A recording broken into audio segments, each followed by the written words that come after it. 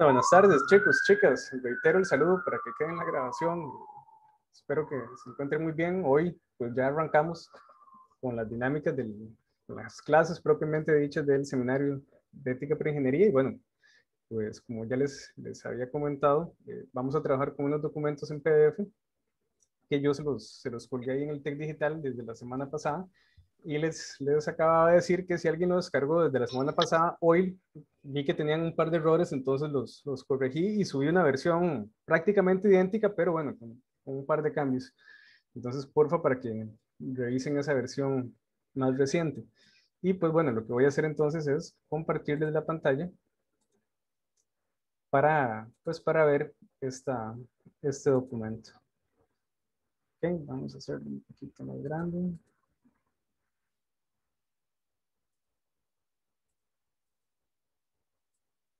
Okay. Bueno, creo que sí. Vamos a ver. Voy a abrirlo de otra forma para... Me lo abre otra vez acá. Dame un segundo, chicos, para compartirlo diferente.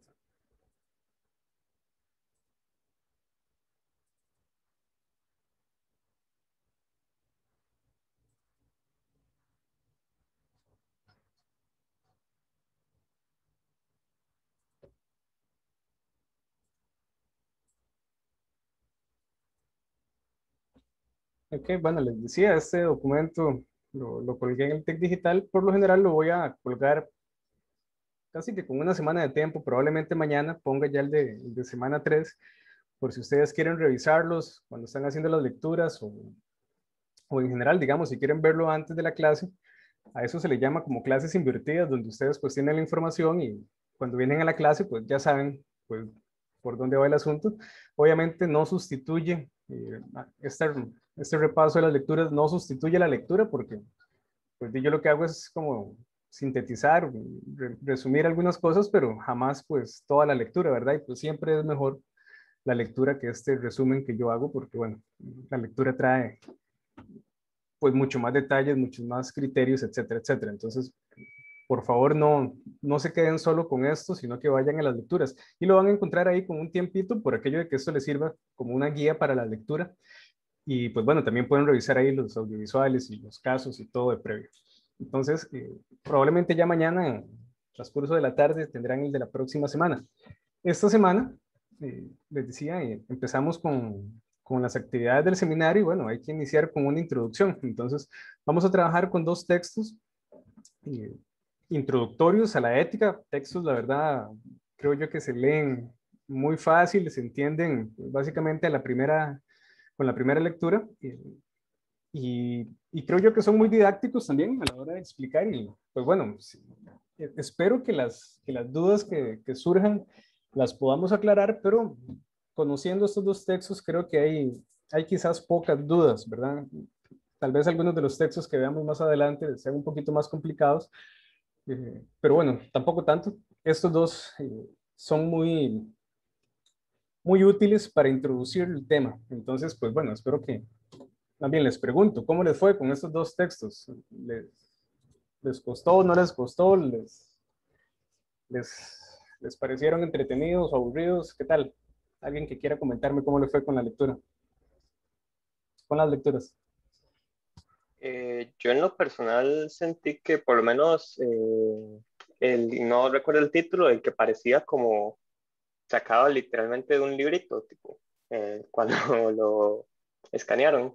Yo siento que ese hombre como que de vez en cuando utilizaba palabras complicadas por el simple hecho de utilizarlas. Tipo que se podía, digamos, en diferencia al otro texto, digamos, ese repetía muchas veces palabras que sí, que fácilmente se podían sustituir para hacer más entendible todo el contexto, por decirlo así. Y siento yo que eso es algo que pasa mucho con los filósofos, que no por discriminar ni nada, ni por sonar ofensivo, pero que de vez en cuando, como tienen un vocabulario muy extenso, dicen, dice el que me está leyendo, a huevo, si me entiende bien y si no, dice, joder. Así que usan las palabras más difíciles que tienen para hacer, no sé, que suene más interesante o algo por el estilo, y como que eso más bien dificulta que los demás entiendan cuál es el punto al que quiere llegar. Y no se siente yo que se dio un poquillo con el primero. El segundo sí se entendió súper bien, tipo, daba ejemplos súper básicos y súper relacionados con varas de hoy en día, así que siento que sí se entendió un toque mejor. Pero igual se entendieron bien los dos. No, yo te agradezco el comentario, es muy cierto. A veces, pues los filósofos tienen Me queda como medio kilo. un uso del lenguaje más rebuscado como pues, lenguaje más técnico propio pues, de la tradición filosófica, que eso también es útil conocerlo, y uno que se dedica a eso, porque pues esos son los términos en los cuales los filósofos hablan, pero a nivel didáctico eso enreda, digamos, a las personas que no tienen esa tradición filosófica, que no conocen pues esa historia de la filosofía. Entonces, quizás algunos conceptos, yo entiendo que estén las dudas y bueno, para eso las vamos a aclarar. Yo les puse ahí quizás algunos enlaces a conceptos, palabrillas como raras que quizás uno diga, esto, ¿cómo lo asimilo? Bueno, la idea de esta primera parte de este repaso es precisamente atajar esos vacíos, esos nebulosos que hayan quedado por ahí y pues aclarar el texto lo más posible. Créanme que otros libros de filosofía, otras introducciones a la ética son más enredadas.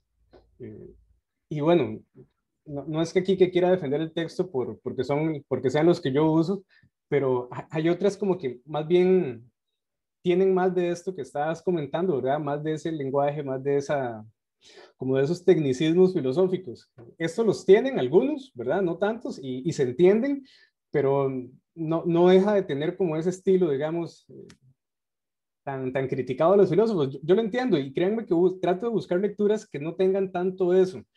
Eh, no siempre, digamos, las lecturas son súper amigables, hay algunas que son más enredadas, a veces porque los mismos fenómenos que estudian los filósofos son igual de enredados, entonces es como que cuesta decirlo simple cuando el tema no es simple, ¿verdad?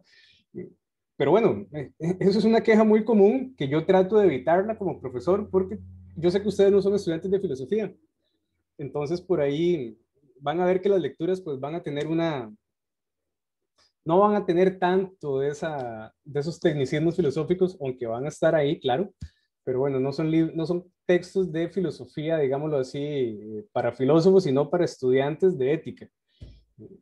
Y bueno, lo dejo por aquí. No sé si alguien tiene algún otro comentario sobre los textos.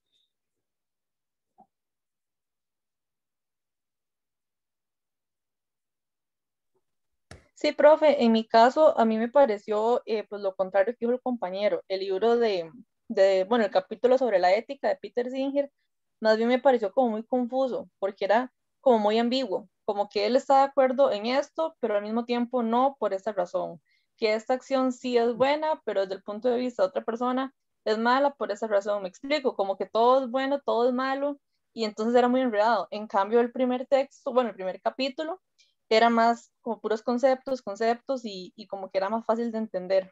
En cambio, este de Peter era como muy, no sé, muy ambiguo, muy, muy complejo. Sí, yo Bueno, estaba igual que la compañera, de hecho. claro, lo entiendo. El primer artículo es un texto descriptivo, ¿verdad? Entonces, lo que nos va a dar son características generales de la ética, diferencias de la ética y la religión, cosas como más generales. Mientras que el texto de Peter Singer, él ya expone sobre una corriente ética, el utilitarismo. Entonces, él, digamos, defiende ya su postura. Aquí tenemos un poquito de todo, ¿verdad? En esta segunda lectura ya hay un enfoque más particular sobre la ética. La ética no es una sola. Entonces, hay muchas corrientes éticas. Vamos a ver con Peter Singer una que se conoce como utilitarismo, que es una versión, una variante del consecuencialismo. Ya ahorita llegamos a eso, pero eh, entiendo el punto. Lo que pasa es que hay diferentes criterios para establecer qué es bueno y qué es malo. El utilitarismo que defiende Peter Singer en esta segunda lectura dice, es bueno aquello que beneficia a la mayoría y es malo lo contrario. Mientras que otros criterios dicen, no, es bueno el cumplimiento del deber. Independientemente si eso beneficia o no a la mayoría, hay que cumplir el deber. Otros van a decir, es bueno la búsqueda del placer. En fin, hay diferentes criterios para establecer qué es bueno y qué es malo. eso lo vamos a ver también más adelante en el seminario cuando hablemos de la toma de decisiones en ingeniería. ¿Cómo hacen los ingenieros para tomar esas decisiones? Para discernir qué es bueno y qué es malo. No necesariamente con criterios éticos, sino con criterios muchas veces de mercado o con criterios técnicos. Pero entonces, bueno, esa es una gran discusión y la ética no nos va a dar una receta y nos va a decir, bueno, siempre en estos casos lo bueno va a ser esto, sino que nos va a decir, bueno, hay que valorar estas y estas y estas y estas variables.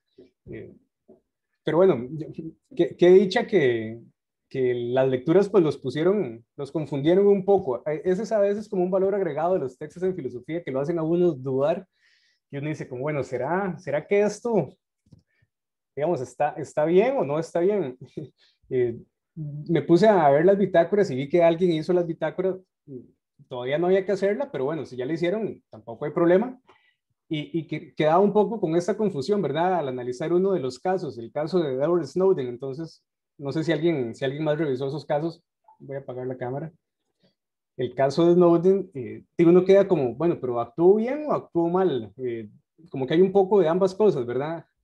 Eso también a veces le pasa a los filósofos y uno dice como, yo sí, entiendo lo que él me está diciendo, pero a la vez hay cosas que no las comparto, pero otras que sí comparto, entonces como que uno no puede apostar a aceptar todo un sistema de ideas o a descartarlo del todo, ¿verdad? Como que uno está ahí, como que les cree, y en unas cosas sí y en otras cosas no. A eso le podemos llamar un enfoque ecléctico, que consiste en tomar lo mejor de todo, ¿verdad? Entonces, unos filósofos griegos básicamente hacían eso, no se casaban con ninguna de las corrientes filosóficas griegas, sino que agarraban lo que les parecía mejor de cada corriente. Bueno, a mí me parece que eso es un buen consejo a nivel de ética. No nos vamos a quedar con solo una corriente ética, sino que vamos a ver lo que nos sirva de cada corriente ética, pues para tomar mejores decisiones. Y bueno, lo dejo por aquí con esta introducción. Básicamente en las clases siempre vamos a seguir estos pasos, entonces los digo hoy, los enumero hoy, y pues bueno, las próximas clases probablemente me los salte. Primero vamos a, bueno, este primer paso, ustedes lo hacían, digamos, por su cuenta, ¿verdad? Leían las lecturas, anotaban dudas y comentarios. Entonces, yo espero que tengan ahí su libreta de anotaciones o la compu abierta con el documento, ¿verdad? Los comentarios, las dudas que les quedaron.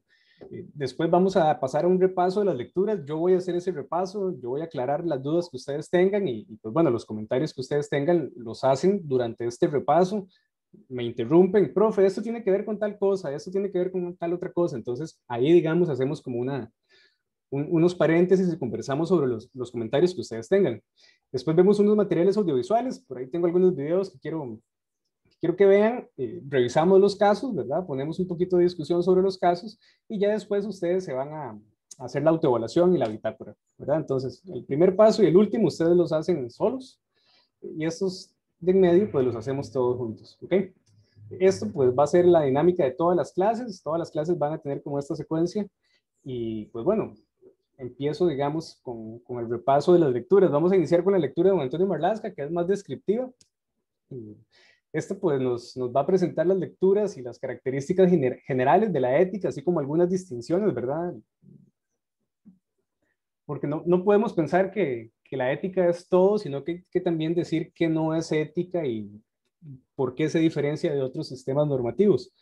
Entonces, pues bueno, eso es lo que vamos a encontrar en esta primera lectura, que dicho sea de paso, a mí me parece, insisto, que es muy didáctica, que permite entender, digamos, en un primer acercamiento, qué es esa cosa de la ética, cómo se entiende, y bueno, nos ayuda bastante, digamos, para los intereses del seminario.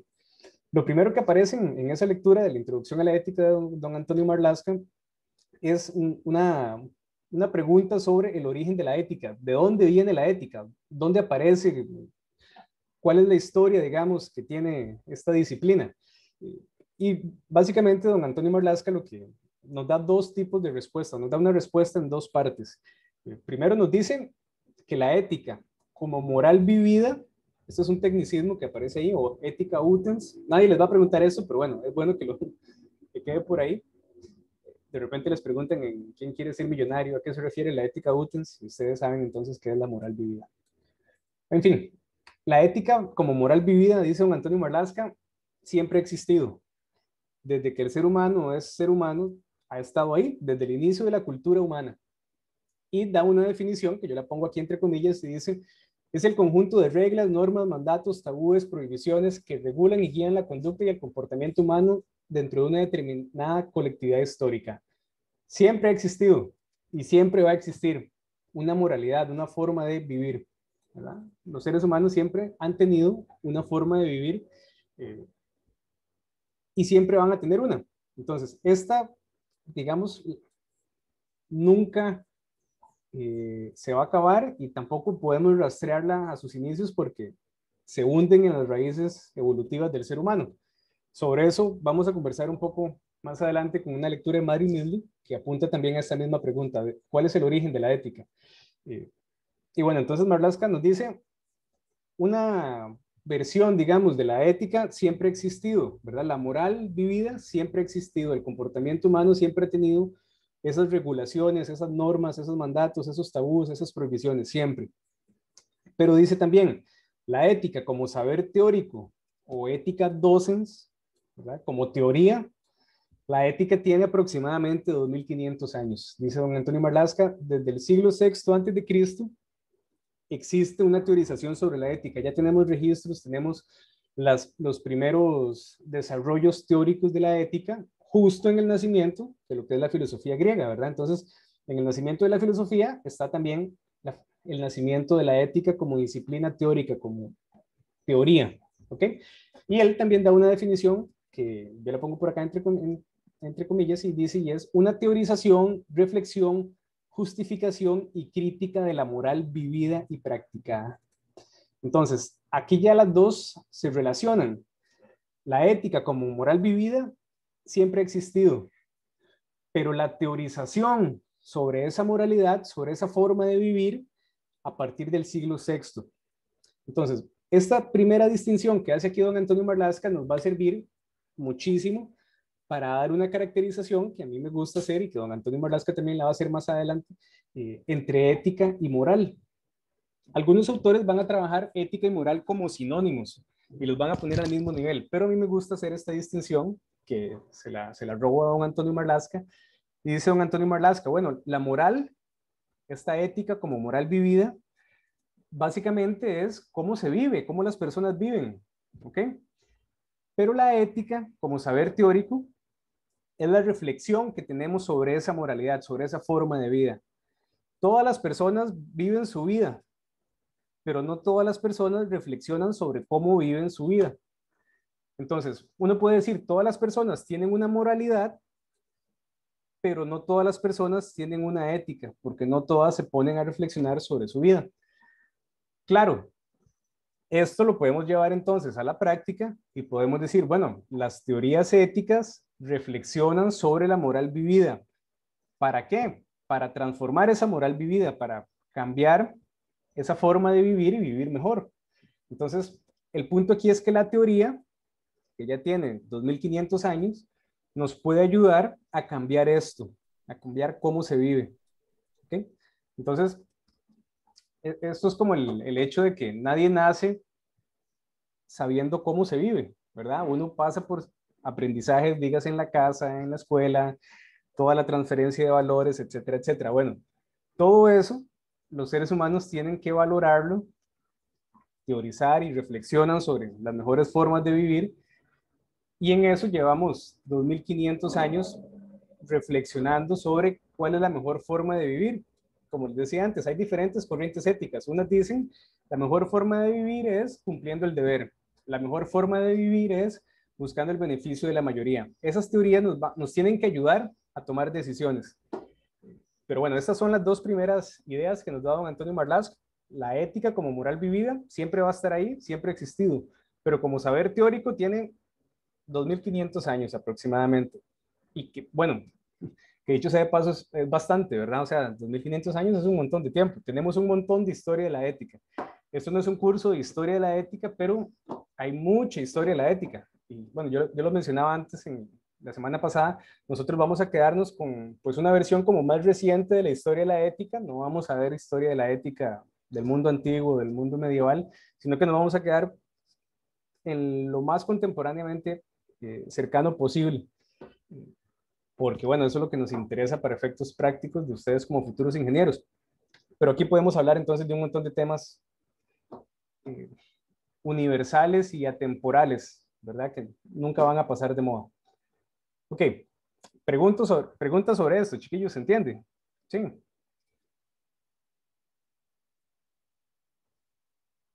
¿Se escucha bien? Sí, se escucha bien. Profe. Siento yo Sí, que sí se profe, entendió. todo claro. Sí, Claro. profe, todo claro. Ok, pura O vida. sea, profe, Dígame. entonces básicamente moral, o sea, ética y moral son lo mismo, solamente que con ética se analiza y con moral uno simplemente está como llevándolo involuntariamente, o sea, instintivamente, sin darse cuenta, sin pensarlo. Sí, es, por decirlo así, es vivir, ¿verdad? La reflexión sobre esa vida, digamos que ya es el carácter ético, digamos, el carácter reflexivo de la ética. Vamos a ver más adelante que una de las características de la ética es, digamos, es ese carácter reflexivo, que pasa, que reflexiona sobre los actos. Eh, en textos de habla inglesa, por lo general, se utiliza moral y ética como sinónimos. Entonces, pues, la literatura en inglés por lo general los trabaja como sinónimos. Don Antonio Marlasca, él es español y bueno, tiene un bagaje, digamos, más en este contexto de habla hispana, entonces pues él hace esta distinción, pero vamos a ver otras lecturas donde lo trabajan como sinónimos. A mí me gusta hacer la distinción porque nos permite entender estas diferencias, pero también dependiendo de la lectura no hay problema en que los trabajemos como sinónimos, ¿verdad? Pero siempre es bueno como tener este grado de diferencia, porque nos permite precisar algunas cosas, ¿verdad? Y decirlo como con un poquito más de detalle nos ayuda entonces a decirlo mejor y más preciso.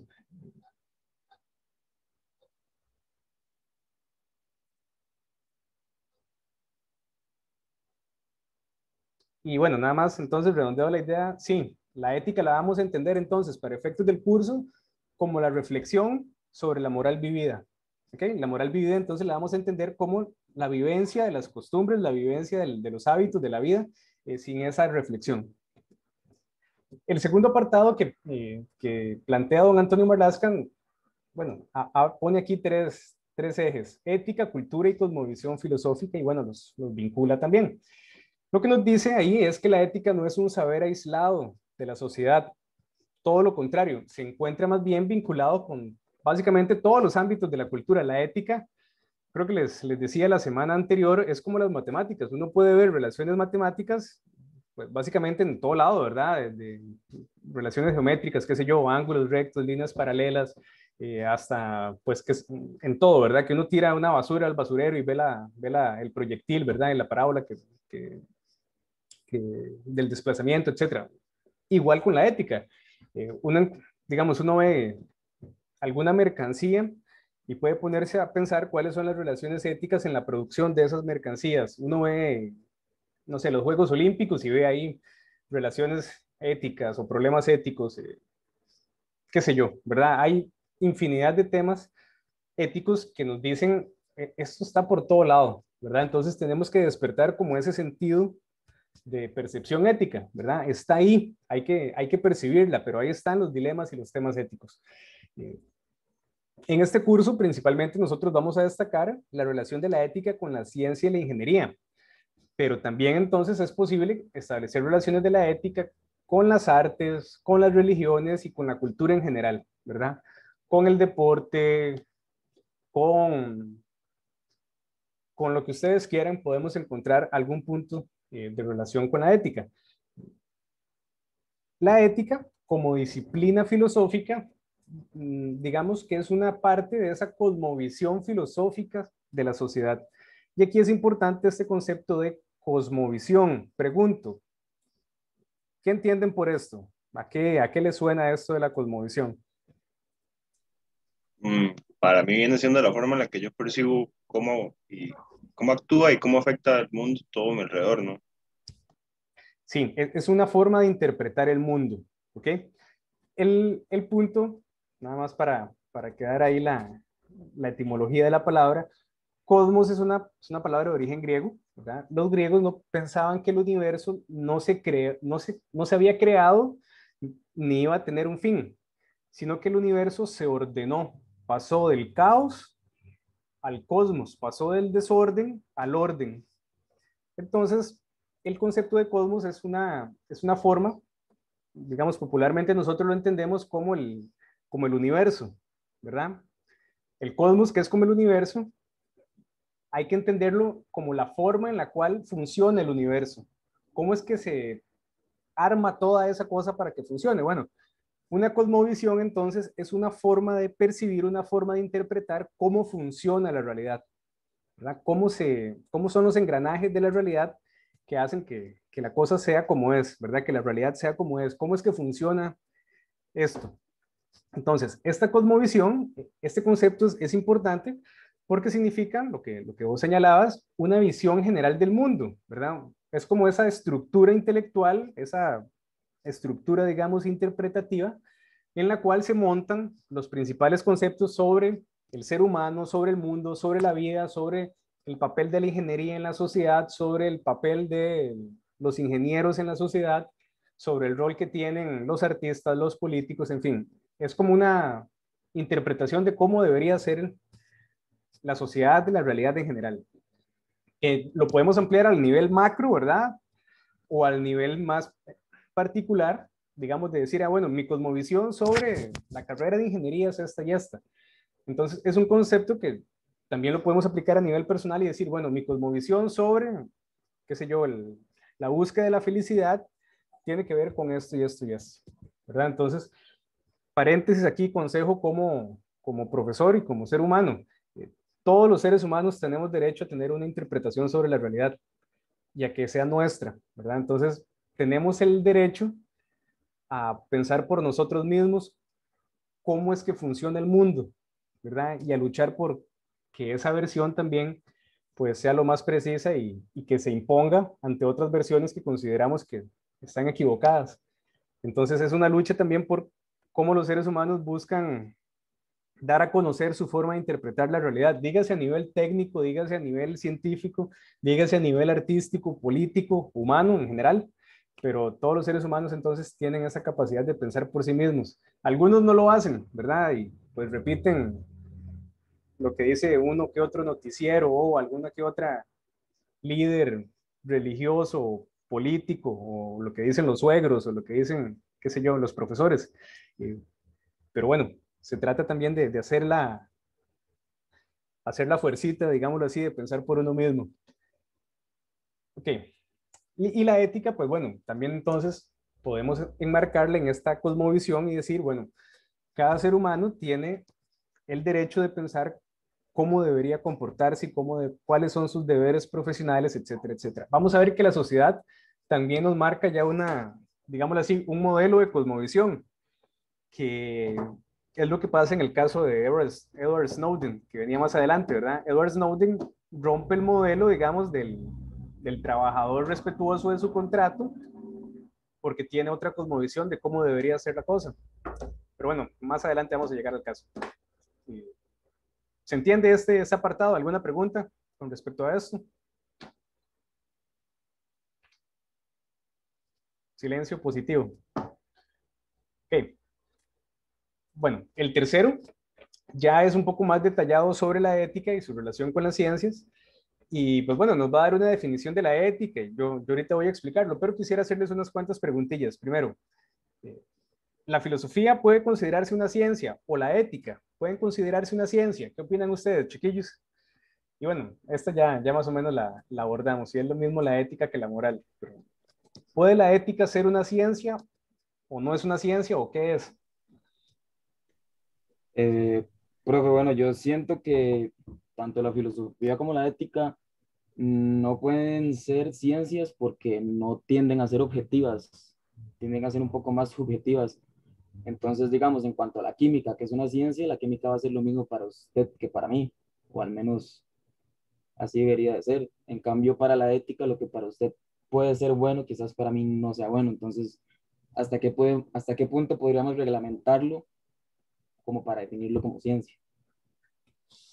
No, coincido con vos. No son una ciencia.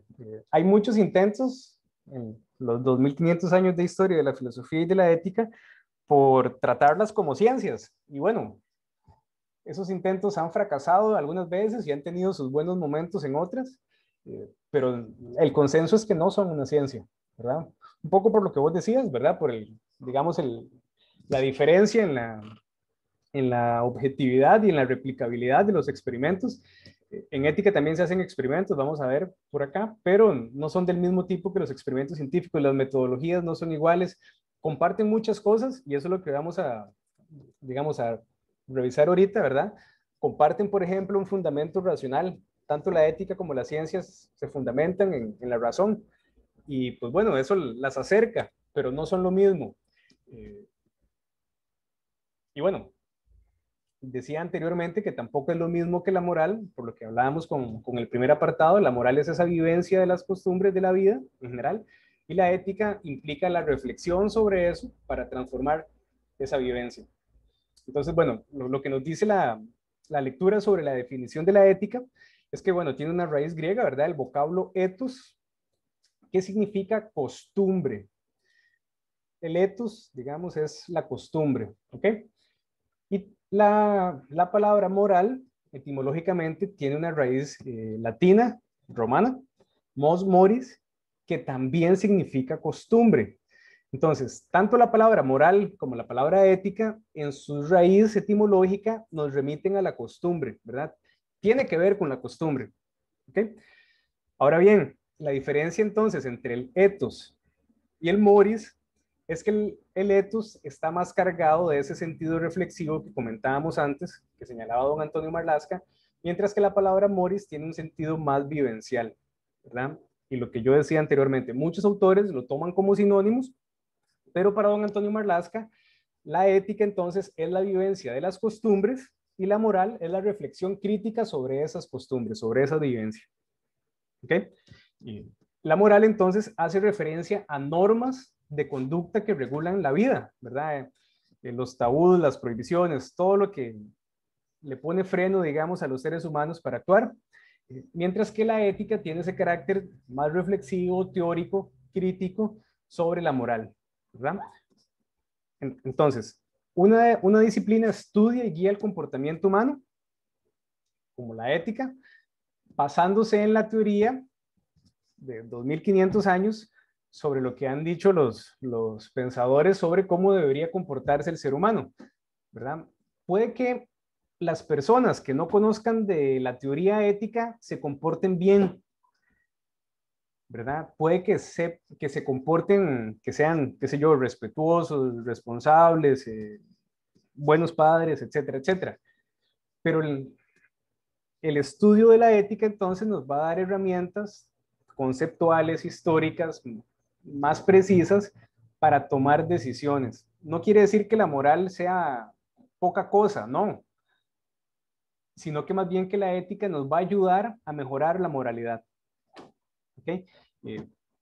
Podríamos poner el caso contrario. Personas que conozcan la tradición ética pueden también ser malas personas, ¿verdad? No garantiza que usted conozca la tradición ética que usted se comporte bien.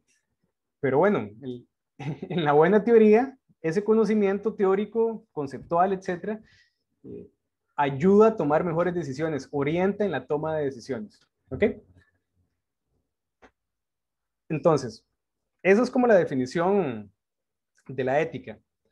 ¿Cuáles son algunas de sus características? Bueno, nos dice don Antonio Marlaska, la ética no es una ciencia, pero dice es un saber.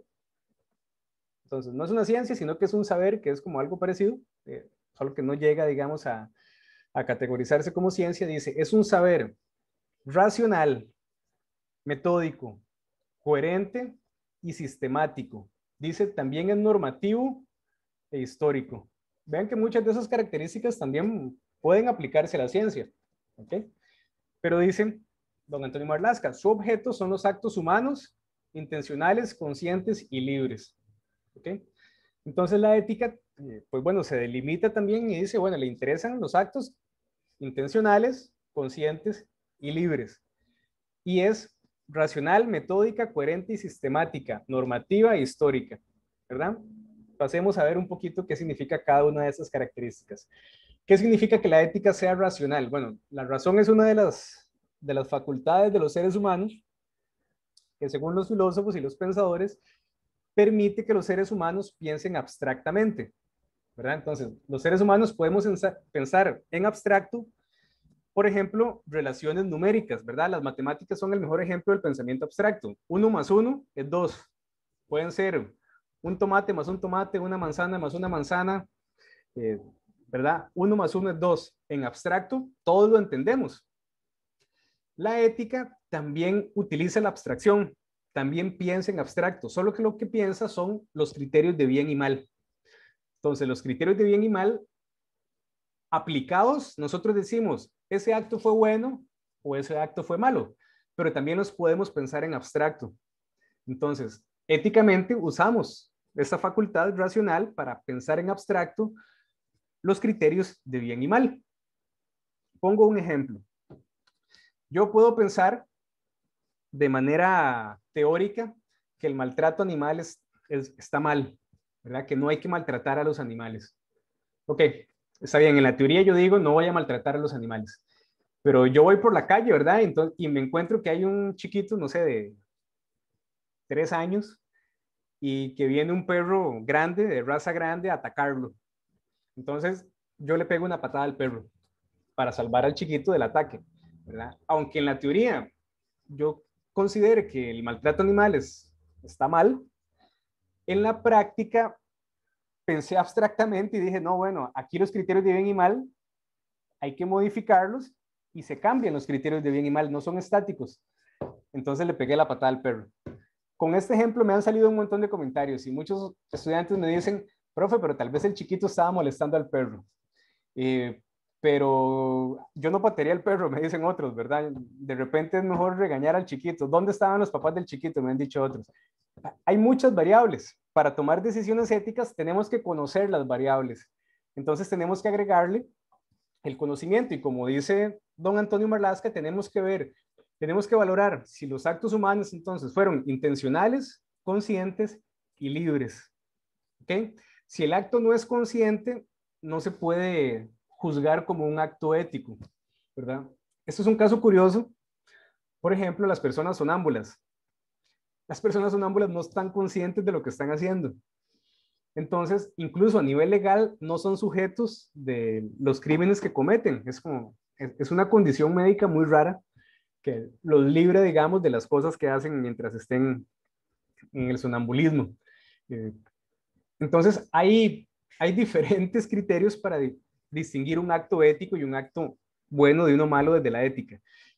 Pero el punto es que a nivel racional ponemos nuestra capacidad abstractiva a pensar el bien y el mal de manera abstracta. ¿Sí? ¿Se entiende? Sí, sí se entiende. Gracias. Ok. ¿Qué significa que la ética sea metódica? Bueno, básicamente que sigue un método. ¿Okay? Más adelante, Antonio Marlaska va a dar un apartado solo para hablar del método de la ética. Entonces, adelanto, los métodos éticos pueden ser métodos teóricos o métodos prácticos. Ya ahorita entramos un poquito más en detalle en esto. Pero la ética tiene métodos. ¿Ok? ¿Qué significa que la ética sea coherente? Bueno, que la teoría y la práctica deben tener coherencia. Es decir, debería predicarse la teoría en la práctica. Deberían estar en la misma sintonía. No debería haber entonces esos discursos éticos muy bonitos y prácticas éticas contradictorias, ¿verdad? El ejemplo que yo les ponía, quizás valga la redundancia, puede ser un buen ejemplo. Bueno, porque usted dice entonces que está en contra del maltrato animal y anda pateando a los perros. Va a decir Peter Singer, porque los actos éticos deben poder justificarse. Entonces, si yo voy a patear un perro, tengo que tener una buena justificación de por qué lo pateé. Era porque iba a atacar a un niño. Y aún así, algunas personas dirían, pero no, usted no tenía por qué patear al perro, podía haber evitado que el perro atacara al niño sin tener que patearlo, ¿verdad? ¿Por qué no lo hizo? Entonces, bueno, ya ahí entran los problemas. Tenemos que poder justificar nuestras acciones, va a decir Peter Singer, más adelante voy a caer en eso. Entonces, debe ser coherente, ¿verdad? Y esto, quizás otro buen ejemplo sea, pues, la corrupción. La corrupción política es el mejor ejemplo de cómo esto no se cumple, ¿verdad? Todos los funcionarios públicos que son que son corruptos, en algún momento han dicho que la lucha contra la corrupción y que, ¿verdad? Discursos muy bonitos sobre lo que es ser ejecutar una función pública sin corrupción hasta que los agarran. Entonces, por ahí digamos, la coherencia no está. Y esto en un montón de contextos, ¿verdad? Hay que tratar de mantener la coherencia. Ok, ¿qué significa que la ética sea normativa? Bueno, que nos brinda normas y principios de conducta, nos dice cómo debe comportarse el ser humano. La ética entonces tiene ese carácter de mandato, ¿verdad? No, si tomamos a la ética en serio, entonces deberíamos cambiar nuestra forma de comportarnos. Esas normas no deberían solo ser una teoría, sino que deberían realmente orientar la conducta. ¿Ok? ¿Y qué significa que sea histórica? Bueno, que la ética cambia a través del tiempo. No es la misma discusión ética, la misma teorización ética que tenían Platón y Aristóteles hace 2500 años, a las discusiones éticas que tenemos hoy en día, ¿verdad? Ha cambiado muchísimo, hay muchas variables también que han cambiado la sociedad, la ingeniería entre ellas. Entonces, pues tenemos hoy otros desafíos éticos que no tenían Platón y Aristóteles y que Platón y Aristóteles nos pueden ayudar a pensar lo que mencionaba antes, esos temas universales, atemporales que siempre van a estar ahí presentes, como la amistad, ¿verdad? Pero no nos van a servir para hablar, por ejemplo, de los dilemas éticos que enfrentan los ingenieros, porque la ingeniería como tal no existía en tiempos de Platón y Aristóteles. Entonces, es diferente a nivel sociocultural las discusiones éticas que se tenían en el mundo antiguo, en la Edad Media, en el Renacimiento y pues lo que conocemos como modernidad, lo que actualmente vivimos. Entonces, esto va cambiando. Conforme va cambiando la sociedad, van cambiando las normas y bueno, las teorías éticas van también enmendándose y pasando de moda, en fin, todo cambia. Si quieren una definición de la ética como más operativa, ¿verdad? O por lo menos más de diccionario, podemos verlo así de manual. Pueden revisar ahí en la página 26, don Antonio Marlás, cada una definición. Yo no la pongo por acá, no creo que nos aporte tantísimo, pero bueno, pueden revisarla por ahí, también se vale aprovecharla. Preguntas sobre esto, chiquillos, ¿alguna duda sobre las características de la ética? Profe, Sí. yo tengo duda acerca del ejemplo que acaba de poner de maltratar a un perro en X situación. ¿Eso puede ser considerado utilitarismo por el hecho de que usted está cambiando su ética teórica, su ética práctica, por una acción del momento? ¿O no es parte de...?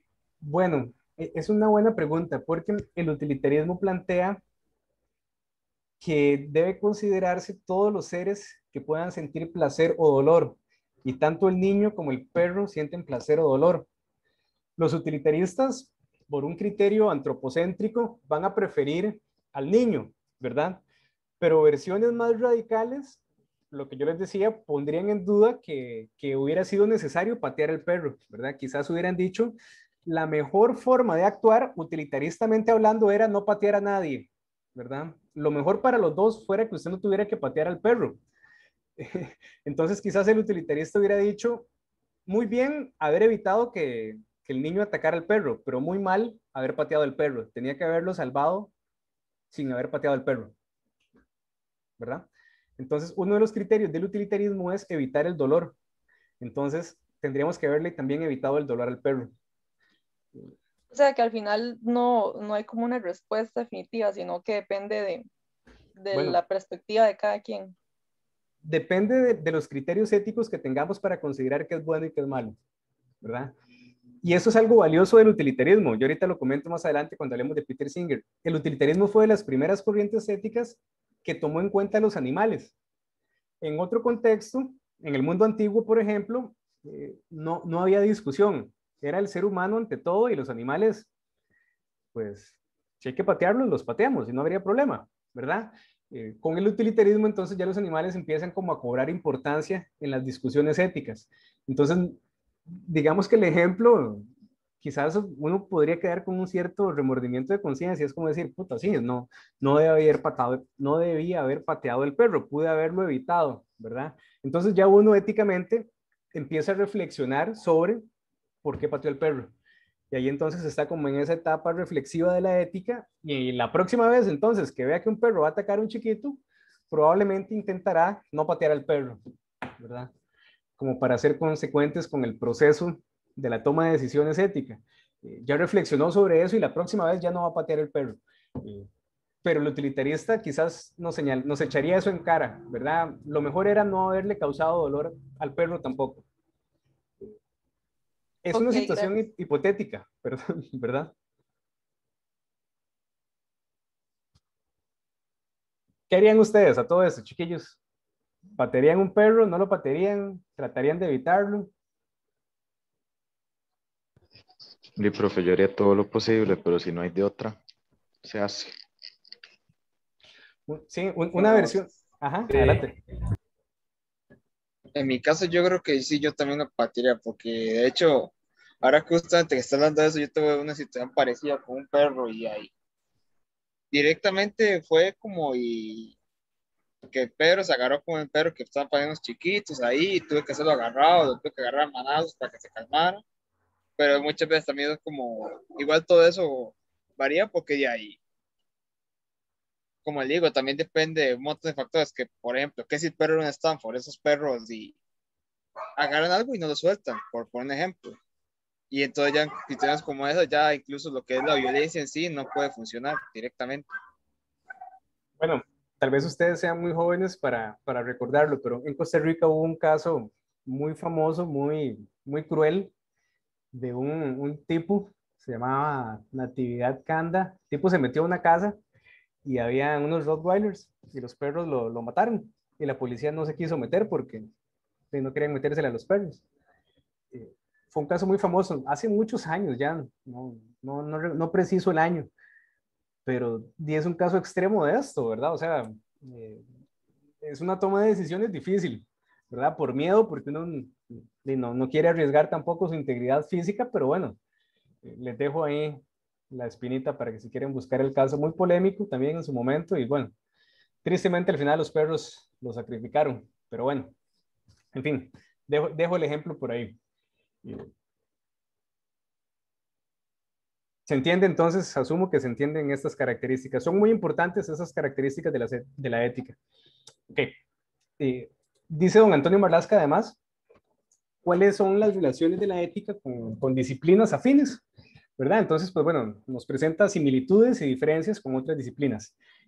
Y hace una distinción también con la religión y plantea pues varias diferencias. Dice primero una diferencia fundamental en sus modos operandis, digámoslo así. La ética, dice don Antonio Marlasca, trabaja a partir de la racionalidad, de un principio de razón suficiente, mientras que la religión trabaja a partir de un principio de fe. Y pues bueno, eso pues ya las hace, digamos, diferentes de entrada, ¿verdad? Su funcionamiento está basado en dos cosas diferentes. Algunos religiosos dicen que también la religiosidad se fundamenta en la razón, y pues bueno, en muchos sí, pero el punto es que la religión en última instancia recurre a la fe, mientras que la ética no tiene esa, digamos, no recurre a la fe en ningún momento. Entonces, una primera gran diferencia es que la ética se satisface con la razón, mientras que la religión, pues, tiene, digamos, todavía un recurso de fe que la ética no utiliza. La ética, entonces, busca normar las acciones desde la autonomía de la gente. También esa es una gran diferencia que señala don Antonio Marlasca. La ética, entonces, dice, la persona, el agente ético, autónomamente por sí mismo, tiene que darse las órdenes a sí mismo y bueno, es, digámoslo así, su juez, su primer juez, ¿verdad? La persona se juzga a sí misma, ¿verdad? Los juicios éticos son reflexivos sobre las propias costumbres, entonces la ética entonces,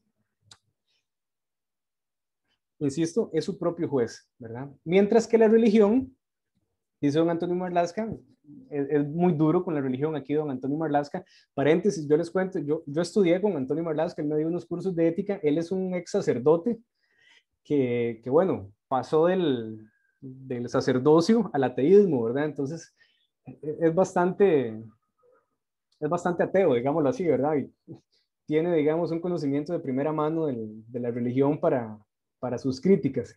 Entonces, bueno, es bastante duro aquí, digamos, y plantea que la religión es irracional y que busca normar las acciones desde la heteronomía, es decir, las órdenes en la religión vienen desde afuera. Esto significa que las órdenes, que los criterios de bien y mal en la religión no dependen de las personas, sino que dependen de Dios. Y Dios dice que está bien y que está mal. Y las personas entonces tienen que comportarse de acuerdo a esos criterios para agradarle a Dios. Y bueno, ya esos tenemos, por ejemplo, los 10 mandamientos, ¿verdad? Los 10 mandamientos, ninguno de ustedes los formuló, sino que Dios se los dio a Moisés, ¿verdad?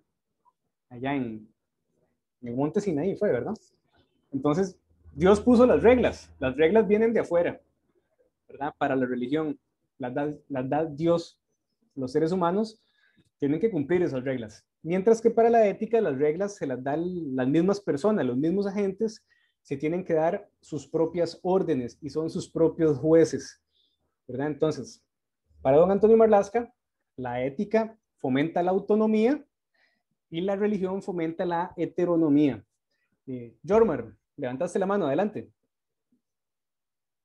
Sí, profe, con respecto a lo, bueno, ahora que decía, justamente eso tenía una duda, con respecto a los 10 mandamientos, digamos, al ser los 10 mandamientos normas simples, digamos, una corriente filosófica como el utilitarismo, se verían bueno, serían contradictorios con el utilitarismo.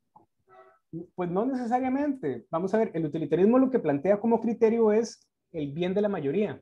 Entonces, si de hecho vamos a ver que no matar y no mentir son dos principios éticos que están básicamente en todas las culturas, en todos los sistemas normativos, porque eso beneficia a la mayoría. Entonces, los 10 mandamientos no necesariamente los van a criticar los utilitaristas. Puede que en muchos más bien digan, sí, eso beneficia a la mayoría. El punto aquí es de dónde viene ese mandamiento. Para la ética, esa convicción de no matar y no mentir tiene que tenerle el sujeto por sí mismo, por su propia razón. Mientras que para la religión, eso tiene que, los seres humanos tienen que comportarse así porque Dios lo manda así. Entonces, el punto es, ¿de dónde viene aquí el mandato ético? ¿Viene del sí mismo? ¿Es el propio agente el que se formula esos principios de conducta o vienen de afuera? El punto aquí es, si vienen de afuera, entonces se pierde autonomía. Y más bien la ética lo que busca es fomentar esa autonomía, que la persona tome su decisión. Vamos a ver más adelante, cuando hablemos ya de propiamente de ética en la ingeniería, que algunos ingenieros se enfrentan a esa misma decisión. Bueno, las normas que me imponen mis jefes están en contra de lo que yo considero que es bueno. Entonces, es una situación parecida. Bueno, ¿a qué le hago caso entonces? ¿A la norma que viene de afuera o a la norma que yo considero que es la correcta? Algunas, y aquí pues hay una gran discusión, no todas las normas externas son malas, ¿verdad? Como les decía, los 10 mandamientos pueden coincidir con el utilitarismo y con la ética en la ingeniería. Y el punto es que también tenemos que apegarnos al derecho, a esas normas externas también legales. Pero en algunas situaciones, la autonomía del profesional, dígase en ingeniería, o la autonomía de las personas pueden decir, no, mis principios éticos no me permiten hacer eso. Entonces también hay que salvar esa autonomía, ¿verdad? No solo tenemos que actuar según normas externas, sino también poder discernir cuándo esas normas externas no son viables para mi propia norma autónoma de conducta, para mis propias normas autónomas de conducta.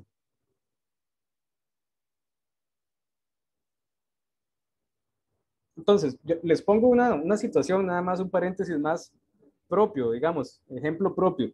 Yo creo que les comenté la semana pasada que yo no soy una persona de valores religiosos, ¿verdad? Bueno, yo tengo ya muchos años de no ser creyente, pero aún así hay cosas que, pues yo digo, y sí, en esto coinciden básicamente todas las religiones, todos los sistemas éticos, ¿verdad?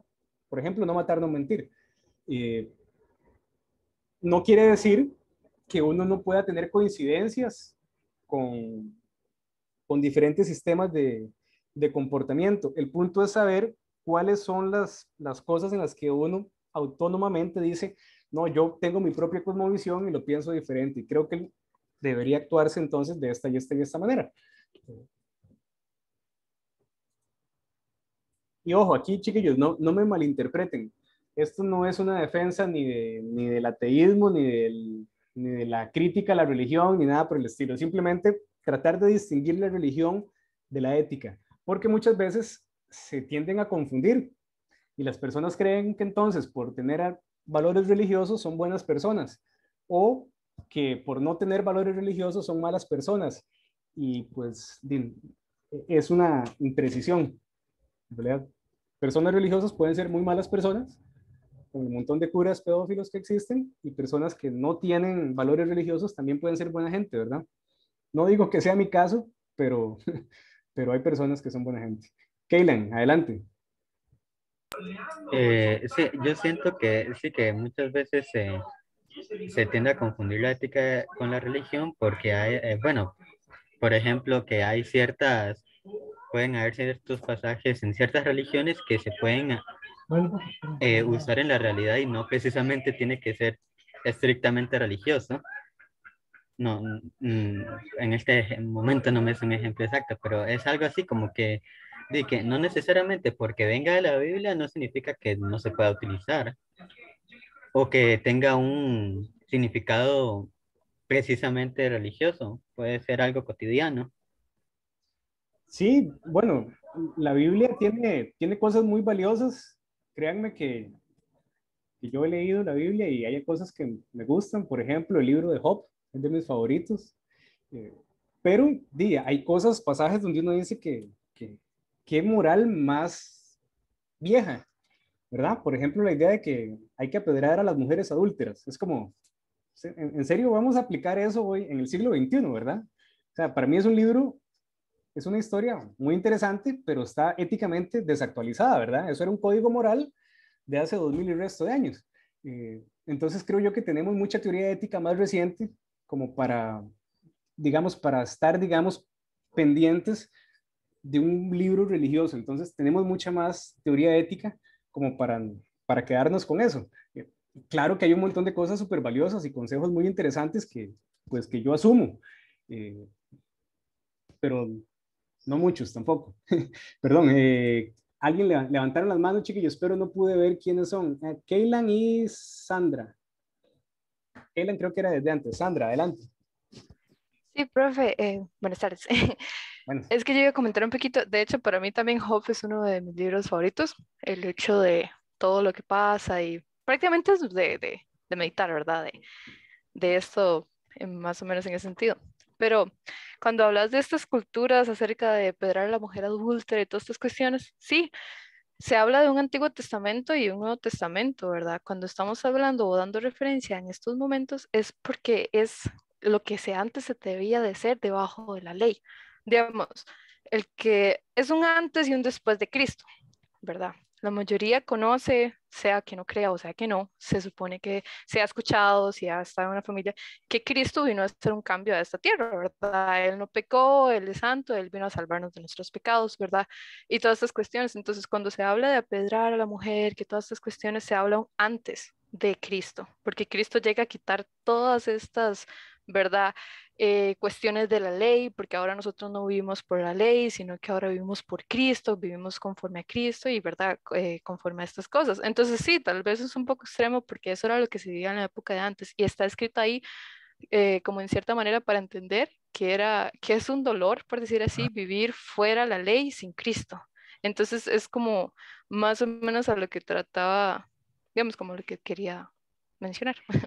no, gracias por el comentario. De hecho, vamos a ver, el Antiguo Testamento es todavía más salvaje, voy a decirlo así, o más sangriento que el Nuevo Testamento, que tiene un mensaje pues más de amor y paz, podemos decirlo así, ¿verdad? Estoy totalmente de acuerdo con tu comentario. Lamentablemente muchas veces indiscriminadamente se utiliza la Biblia, digamos, Antiguo o Nuevo Testamento pues para tratar de predicar moral en el siglo XXI. Yo del todo no estoy de acuerdo con mucho del Antiguo Testamento ni con mucho del Nuevo Testamento, pero encuentro también cosas valiosas, ¿verdad?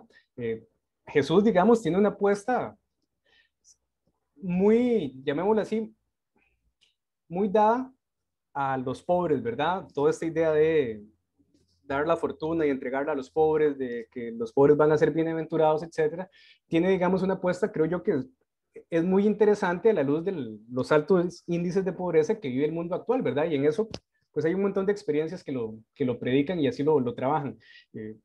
Lo que pasa es que, insisto, para mí como profesor de filosofía, la tradición ética pasa por la tradición filosófica, no por la tradición religiosa.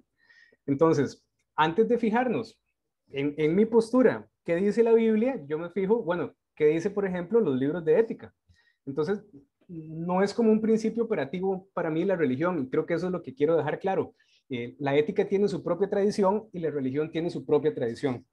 Entonces, si estamos en una discusión de toma de decisiones éticas, pues bueno, fijémonos entonces en qué dice la historia de la ética. Si estamos en una discusión sobre cómo agradar en un contexto religioso a Dios, pues entonces sí, fijémonos en la tradición religiosa. Pero ahí es donde yo a veces creo, y bueno, a veces no, siempre creo que el ejercicio profesional entonces tiene que hacer esa distinción entre los valores a veces personales y lo que la sociedad espera del profesional, porque no me gustaría que se justificaran las acciones desde criterios religiosos, sino desde criterios técnicos profesionales, con una tradición pues no religiosa, que es un poco, y perdón que me extienda tanto en esto, lo que pasa, por lo menos en mi criterio, con los diputados de representación religiosa. Para mí no deberían estar ahí, ¿verdad? La religión y la política están separadas desde hace mucho, por muchísimas razones, y pues bueno, eso para mí se ve muy mal, ¿verdad? Pero bueno, ya, cierro el paréntesis por ahí. Tengo aquí una pregunta para ustedes. Estas son diferencias entre la ética y la religión. ¿Cuáles son las similitudes? ¿En qué se parecen la ética y la religión? ¿Qué decía la lectura? Hay muchos puntos de encuentro también.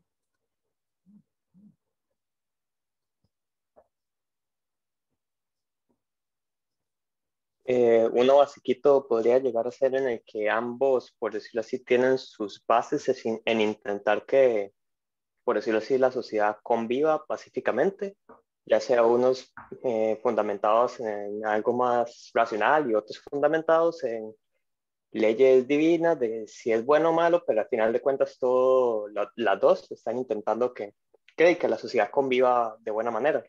Claro, exactamente. Sí, eso básicamente. Sí, ambas están orientadas al bien, ¿verdad? Tanto la ética como la religión, en la teoría, buscan el bien, ¿verdad? Que en la práctica se desvíen de esa teoría, eso es falta de coherencia. Pero la ética y la religión, digamos, tienen el mismo norte, ¿verdad? Y también, dice la lectura, don Antonio Marlasca, tienen el mismo objeto de estudio. Ambos están estudiando el comportamiento del ser humano. En la religión uno podría también decir que se estudia, digamos, pues, las características de la divinidad y todo eso también.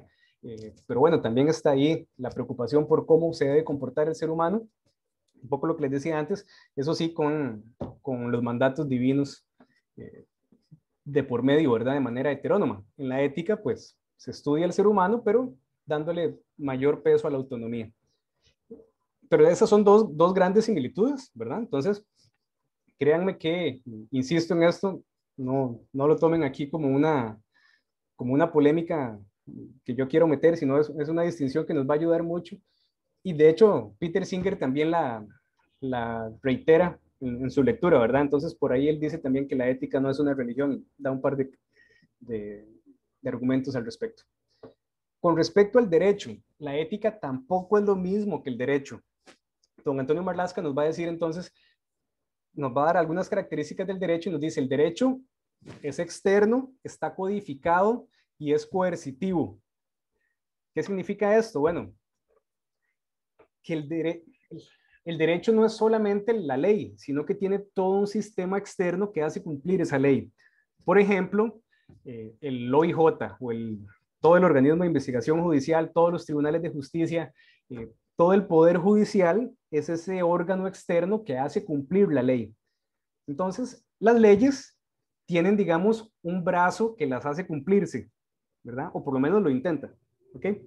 Además, el derecho está codificado, ¿verdad? Está en Código de Familia, Código Penal, artículo 1, artículo 2, inciso tal, inciso 5, 6, 7, ¿verdad? Y es coercitivo. Si usted no lo cumple, hay una fuerza exterior que, bueno, lo meten a la cárcel, lo juzgan, ¿verdad? Lo penalizan, le dan una condena y tiene que cumplirla. Mientras que la ética no tiene, digamos, ese aparato externo, ¿verdad? Les cuento una curiosidad. Hay una procuraduría de la ética que son puros abogados, ¿verdad? Entonces, no hay, digamos, como un organismo de ética a nivel gubernamental, ¿verdad? Que diga, ah, eso estuvo mal. Hay códigos, qué sé yo, en los partidos políticos hay códigos de ética y tribunales de ética en las instituciones o en los hospitales. Hay muchos comités de bioética, pero esos son, digamos, son como grupitos excepcionales, ¿verdad? No hay, digamos, una estructura de ética a nivel social, más allá de los cursos de ética en colegios y universidades, ¿verdad? No hay ese aparato externo como si hay un poder judicial que vela porque el derecho se cumpla.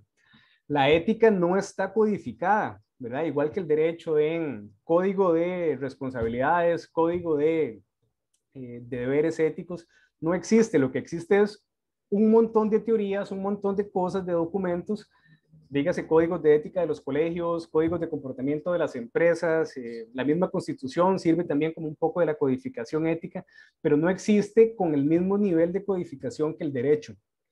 Y tampoco existe como ese aparato coercitivo de que si yo actué éticamente mal, alguien me va a meter a la cárcel por haber actuado mal. De hecho, podríamos pensar que muchas de las personas que cometen delitos y que uno pensaría que, pues, que deberían sentirse mal por lo que hicieron, probablemente no lo sientan, no se sientan mal, ¿verdad? Porque no tienen, pues, esa conciencia ética o ese remordimiento ético, ¿ok? Entonces, la ética no tiene ese carácter coercitivo y, plantea don Antonio Marlaska, busca fundamentarse en la interioridad de la conciencia, es decir, es un asunto del sujeto consigo mismo y no tiene el mismo grado de codificación que en el derecho. Hay algunas éticas que están codificadas, ¿verdad? Algunas más que otras, pero no en el mismo sentido, en el mismo nivel que el derecho. Entonces, podemos poner un ejemplo. Piensen que yo soy una persona, no sé, que, ¿verdad? La estoy pasando mal, tengo hambre, entonces me meto a una pulpería, me robo unas galletas y un fresco leche, pero en esa pulpería habían cámaras y la cámara me vio, entonces el dueño de la pulpería llamó a la policía, y la policía me agarró con las galletas y el fresco leche, y bueno, van y me meten a la cárcel, ¿verdad? Entonces, no sé, 3 meses de prisión preventiva, por decir algo, ¿verdad? ¿Qué pasa? Que varias opciones. Puede que yo me sienta mal por lo que hice y reflexione y diga, puchica, sí, yo no debía haber robado aunque tuviera mucha hambre, pues el dueño de la pulpería sí, también ocupa pagar deudas y no era lo correcto robar, ¿verdad? Puede que yo, primera opción. Segunda opción, puede que yo diga, puchica, qué mala suerte tuve, la próxima vez me cuido de que no tengan cámaras. HP el dueño de la pulpería porque me echó a la policía por una cochinada, ¿verdad? Y esa persona de repente no se siente mal por lo que hizo, ¿verdad? Puede que uno se sienta mal porque la mamá le dijo algo y uno le respondió feo a la mamá y se sintió mal hasta, no sé, 3 horas después que le pidió perdón a la mamá. Y bueno, ya se liberó y ya no se siente mal. Puede que se sienta mal por haberle hablado a la mamá 1 semana, 3 meses, toda la vida, ¿verdad? Puede que alguien, no sé, le dio vuelta a la novia o el novio y nunca se sintió mal. Puede que se sintiera mal 1 semana, 15 días, 3 meses, toda la vida. La ética no tiene esa codificación, mientras que en el derecho sí, en el derecho le dicen, bueno, se robó una galleta y un fresco leche, 3 meses de trabajo comunal, ¿verdad? Bueno, ahí está codificado. Una persona que asesina a otra persona, y fue puchica, eso no son 3 meses de trabajo comunal, ¿verdad? Eso son por lo menos 20 años. Entonces, bueno, ya está codificado el tipo de pena para el tipo de delito. Pasa algo parecido con la religión tampoco está codificada, ¿verdad? Y ustedes, yo tengo muchos años de no confesarme, pero uno llegaba a confesarse y bueno, ya uno decía todos los pecados y el padre decía 3 Padres Nuestros, 3 Ave Marías y, ¿verdad? Dedicadas a santo algo y ya. Y uno decía, bueno, puchica, ¿cómo sabe el padre que son tantos Padres Nuestros y tantas Aves Marías, ¿verdad? Yo vacilo con eso y tómelo como un chistecillo, digamos, ¿verdad? No polémico. Que uno diga, bueno, si uno fuera padre, uno tiene como una tablita, ¿verdad? Y uno dice, bueno, este mintió, 2 Padres Nuestros. Este robó, 10 Padres Nuestros. Este fue infiel, 200 Padres Nuestros de rodillas. Qué sé yo, ¿verdad? O sea, no está, digamos, codificado en ese nivel. ¿Se entienden estas diferencias y estas similitudes? Sí, se perciben bien. Ok. Perdón, se me había olvidado comentarles también cuáles son algunas similitudes de la ética y el derecho. Bueno, nos dice la lectura también, ambas son racionales, ¿verdad? Y también, igual que la religión, ambas están orientadas al bien de la sociedad, al orden social, ¿verdad? Entonces, tanto la ética como el derecho como la religión coinciden en eso. Están orientadas al bien de la sociedad. ¿Ok? Eso es discutible en términos legales, porque muchas veces lo legal ha sido antiético. Pongo este ejemplo y paso a lo siguiente. La esclavitud fue legal durante buena parte de la historia de la humanidad. Y uno dice, bueno, que sea legal no quiere decir que tengamos que defenderla éticamente. Y bueno, con la antropología. La antropología es la ciencia que estudia al ser humano. Y bueno, nos dice don Antonio Marlaska, la ética no es antropología. ¿Por qué? Porque la antropología es una ciencia descriptiva que estudia las costumbres de los seres humanos, pero la ética es más que una simple descripción. La ética también es normativa. Entonces, la ética no solo quiere describir cómo actúan los seres humanos, también quiere normar, quiere plantear cómo deben actuar los seres humanos. ¿Ok? Ambas tienen un vínculo y este es un vínculo importante que consiste en que la antropología le sirve a la ética, le da una imagen, digámoslo así, o un modelo de cómo es el ser humano. Un modelo que la ética utiliza para decir entonces cómo debe comportarse el ser humano. Y la ética cambia según el modelo antropológico que utilice. Por ejemplo, Platón y Sócrates, hace 2000 y resto de años, plantean que el ser humano es un ser dual, alma y cuerpo. Profe, Sí. perdón. ¿Te escucho o no?